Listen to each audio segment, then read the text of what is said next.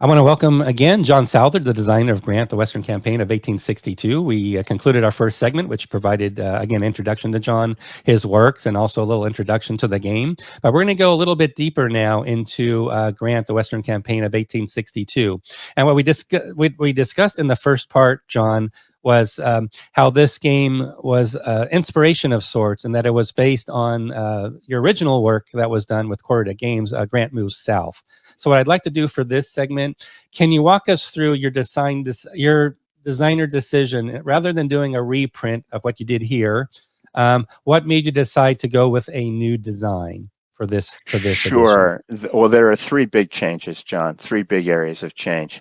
The first is that the original game, Grant Moves South, was a hexagon game, hex-based, because everything was back in 1982.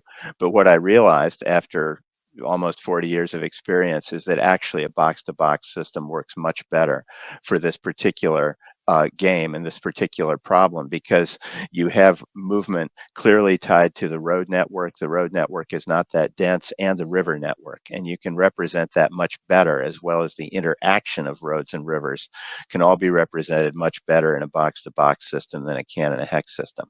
Okay. The second change I made, which is very important as it turned out, was that the original game did not include island number 10. That was a mistake for which I was rightly criticized by one reviewer back then. It took me a few years to realize how correct he was, but I was fascinated to read this book about island number 10 by Larry Daniel, the Civil War historian. And at least one of my playtesters made the comment that he didn't realize how effective John Pope actually was out in the Western theater. He'd known John Pope only as somebody who got beat badly by Stonewall Jackson. But if Pope had somehow managed to die at the end of the island number 10 campaign, he would have gone down as an excellent general in the Civil War. Can you give us, I'm not familiar myself, I have to admit, well, I'm not familiar with island number 10.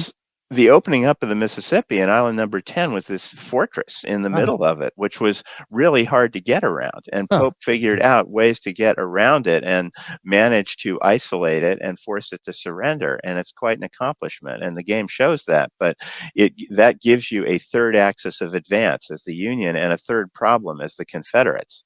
You have Grant coming down the middle of the map. You have Buell's army coming from the Louisville area, and now you got John Pope coming down the Mississippi, and you have to decide how to meet each of these three threats, and the Union player has to decide how much to emphasize each one.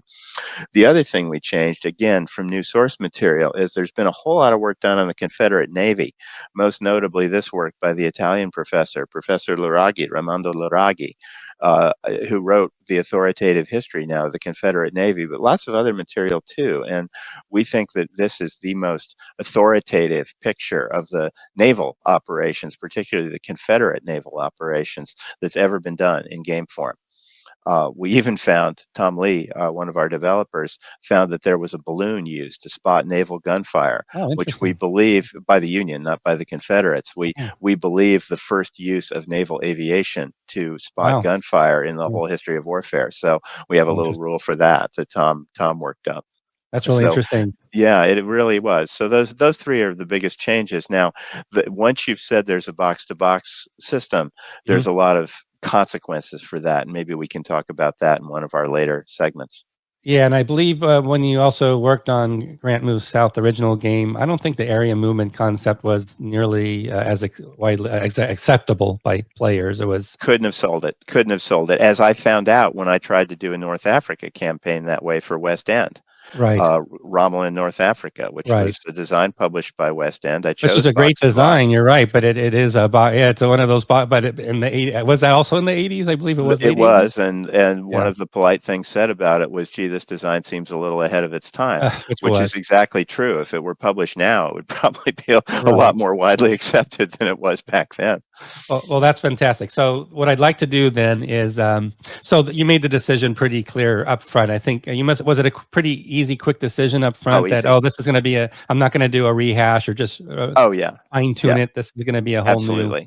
That decision was made within the first, I would say, day or two. Oh, wonderful. And yeah, absolutely. And then it was, okay, how are we going to do this? Start from a clean sheet. I'm not really interested so much in doing, just updatings and tweakings of things. Okay. Yeah. But if I get a chance to look at something new, Yeah, which again, that's what the Philippine Sea game was, right? It exactly. wasn't That's just true. an Yeah, updating and tweaking of carrier. It was, okay, we're in 1944, let's redo it yeah. for that time period with That's a some of the same good ideas, but a lot of new ideas too.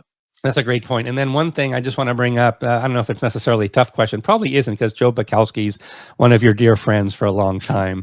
But I always like to bring up the great campaigns of the American Civil War, because Sure. people might say, oh, I'm tight on budget.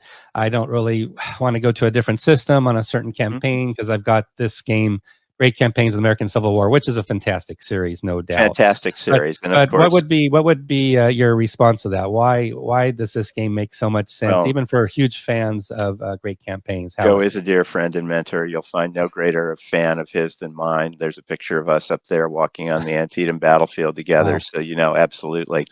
The answer is that this campaign isn't doable at the scale he chose. I talked about how the entire Eastern Theater, which is 3 maps in Joe's game, remember, fits into the upper corner of this map. If you were to do this campaign at Joe's scale, the maps would cover an entire ping pong table, and you would Yeah. need an entire week at your monster game convention to play it. Expo. And that's great for people who want to Yeah. do that. That's wonderful, and Yeah. I absolutely love Yeah. coming to that convention and playing the monster games at it. But this was more something that you could play in a day and play it multiple times and try out different strategies and actually fit it on one ordinary table. That was the goal here. And so you simply can't do it at his scale. Perfect. So that's a great explanation on that. And yeah, no, this is perfect. So I think what I want to accomplish with this part 2 segment again was to really talk about and drill down on how this is a new design. It's not a rehashing, minor refinements, like you said, not at all. Completely new design based on the 3 reasons you gave. So I think that's a great setup for what will be our concluding episode, where we're going to take a quick tour. We're going to go through all the components of the game, just do a quick tour for everybody. We're going to even include more that's on the Kickstarter as far as what people can view. I think that, and then I'll just have you narrate and comment as I show some things. I'll let you throw out any pearls of wisdom you want to point out about the components as we go through them. So I look forward to doing that with you here shortly for our concluding part 3 segment on your game, Jon. So thank you so much.